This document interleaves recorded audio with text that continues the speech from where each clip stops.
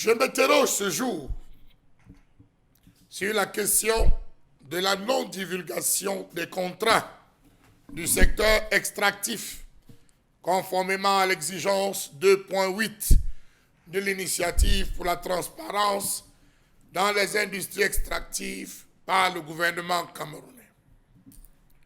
Comment comprendre l'opacité qui entoure les contrats du secteur extractif dans ce pays?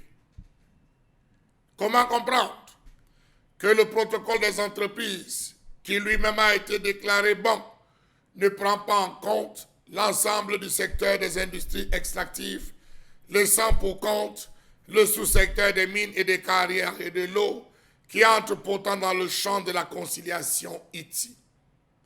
Comment comprendre que jusqu'à ce jour, le Cameroun peine toujours à divulguer les contrats du secteur extractif conformément à l'exigence 2.8 de l'initiative pour la transparence dans les industries extractives? Répétition aidant, la question vaut tout son pesant d'or.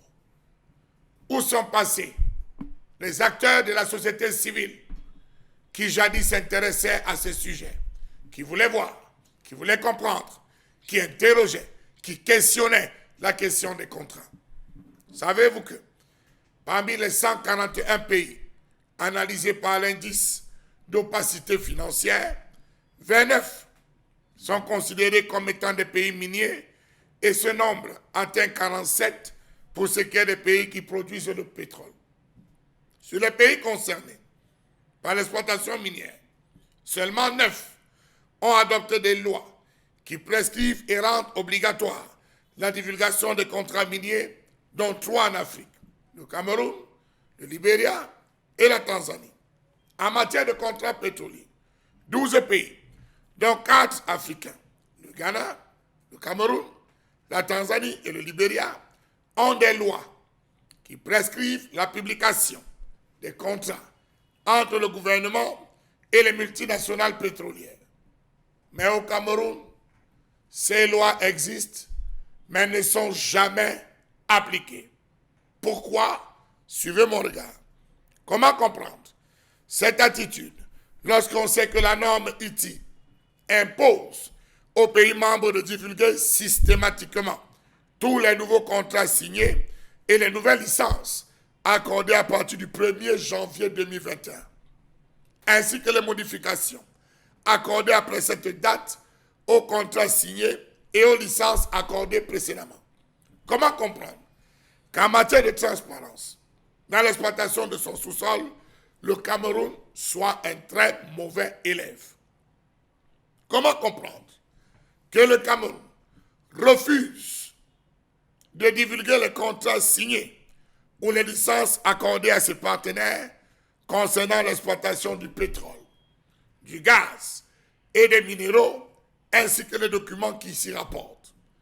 Jusqu'à ce jour, les députés, les élus de la nation, les sénateurs, les présidents régionaux, tous restent silencieux, personne n'ouvre la bouche. Cette affaire, c'est celle de Yaoundé et pas notre affaire. Même lorsque les populations cherchent à comprendre, on dit taisez-vous ou alors préparez-vous à la répression. Traiter de la manière avec laquelle les revenus des ressources minérales sont gérés de cette façon démontre que véritablement au Cameroun, nous sommes encore sous l'emprise d'un diktat. L'initiative pour la transparence des industries extractives vise à renforcer les systèmes gouvernementaux en renforçant la gouvernance publique et d'entreprise. Elle sert également de source d'information pour sensibiliser le public, stimuler le débat public et le secteur extractif. Au Cameroun, on fait motus, bouche cousue. Le dernier cas en date est l'opacité qui a entouré la publication du permis d'exploitation du minerai du fer de la Lomé à Kribi, signé le 1er juillet 2022. Longtemps gardé secret, ce permis a été attribué à la société Sinosteel et finalement publié après une levée de bouclier de la société civile et des médias qui voulaient comprendre.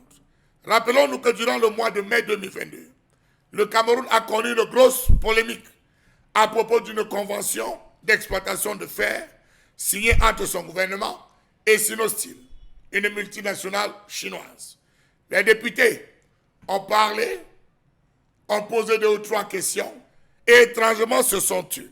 Sur un tout autre plan, on a eu l'affaire Glencore, la multinationale anglo-suisse qui dominait dans le secteur du trading des matières premières, a reconnu parmi plusieurs autres infractions avoir effectué des paiements de l'ordre de 79,6 millions de dollars via des sociétés écrans pour obtenir des contrats avantageux dans le secteur du pétrole et du gaz au Cameroun.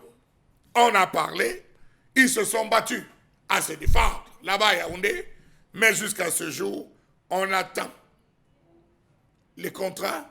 Le peuple veut voir les contrats. Qu'est-ce qui se passe à Midi-Martap? Qu'est-ce qui se passe à Mengaga? Qu'est-ce qui se passe à Moutourwa? Qu'est-ce qui se passe à l'extrême nord? Qu'est-ce qui se passe à l'Est Cameroun? Qu'est-ce qui se passe dans le sud? Ces contrats, on ne les a pas. D'ailleurs, la convention sino-camerounaise, qu'il a déjà lue,